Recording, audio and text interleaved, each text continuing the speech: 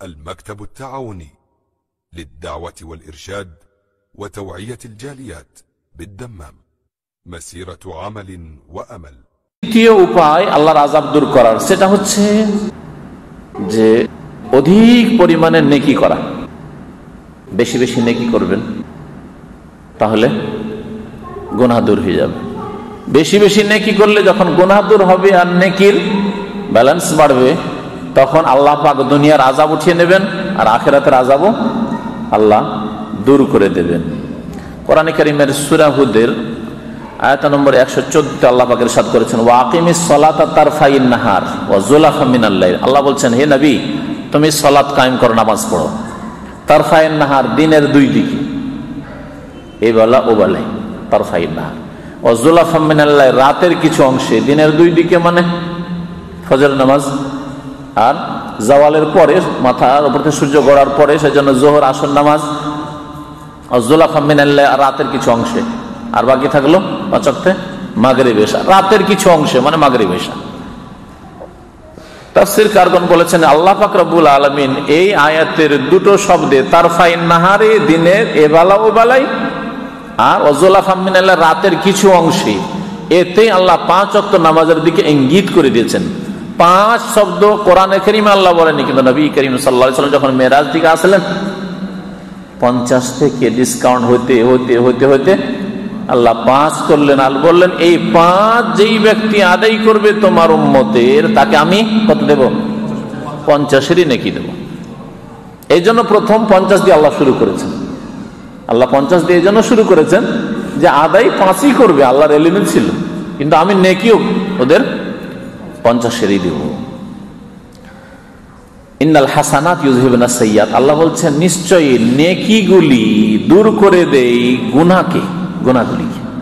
ইন্নাল হাসানাতে ইউযহিবুনাস সাইয়্যাতি, নিশ্চয় নেকিগুলিতে কি করে? গুনাহগুলিকে ইউযহিবুনা, দূর করে দেয়। তাহলে বেশি বেশি মানুষ নেকি করলে গুনাহ দূর হয়ে যায়, আর গুনাহই হচ্ছে দুনিয়ার এবং আখিরাতের আযাবের কারণ। সুতরাং আযাবও দূর হয়ে যাবে। যালিকা যিকরা লিয-যাকিরিন, এত রয়েছে উপদেশ গ্রহণকারীদের জন্য উপদেশ।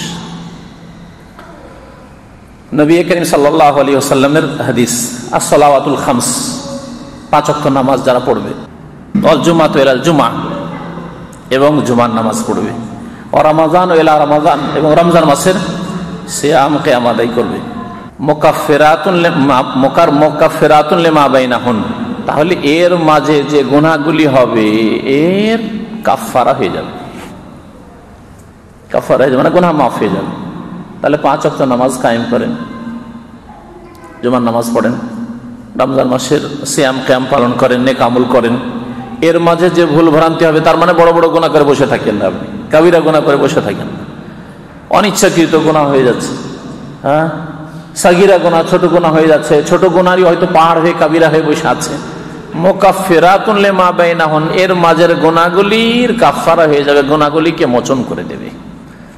ইযাজতুনিবাতিল কাবাইরু, শর্ত হচ্ছে যদি কাবিরা গুনাহ থেকে বেঁচে থাকে। তাহলে কখনো ভাববেন না যে কাবিরা গুনাহ করব আর জুমা দিয়ে মাফ, রমজান দিয়ে মাফ, 5 ওয়াক্ত নামাজ দিয়ে মাফ, কখনো না। কাবিরা গুনাহ থেকে যদি বেঁচে থাকে, তাহলে ছোট ছোট গুনাহগুলিকে আল্লাহ পাক রব্বুল আলামিন মাফ করে দেবেন এর মাধ্যমে। সহিহ মুসলিমের হাদিস। তাহলে নেকির দ্বারা আল্লাহর আযাব দূর হয়, গুনাহ দূর হয় আর আযাব দূর হয়। নবী সাল্লাল্লাহু আলাইহি ওয়াসাল্লাম রমজান মাসের সিয়াম সম্পর্কে, আর রমজান মাসের কিয়াম তারাবি সম্পর্কে, লাইলাতুল কদর সম্পর্কে, এই 3টি বিষয় সম্পর্কে বলেছেন, মান সামা রমাদানা ঈমানান ওয়া ইহতিসাবান গুফিরা লাহু মা তাকাদ্দামা, যে ব্যক্তি রমজান মাসের সিয়াম আদায় করবে, আল্লাহর প্রতি বিশ্বাস রেখে নেকির আশায়, তার অতীতের গুনাহ মাফ করে দেওয়া হবে।